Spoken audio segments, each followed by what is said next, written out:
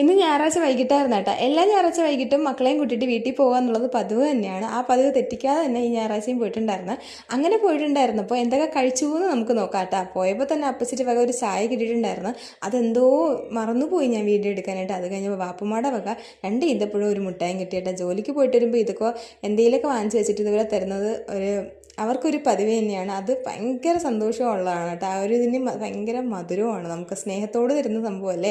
അത് കഴിഞ്ഞ് നേരെ അടുക്കള കയറിയപ്പോഴത്തേക്ക് അപ്പച്ചി ഒരു ബക്കറ്റ് നിറച്ച് ജാമ്പയ്ക്ക് ഉപ്പിലിട്ട് വെച്ചിരുന്ന കേട്ടോ. അത് എൻ്റെ അമ്മ ഈ വീഡിയോ കാണുമ്പോൾ തന്നെ നല്ല കൊതിയാവുന്നുണ്ട്.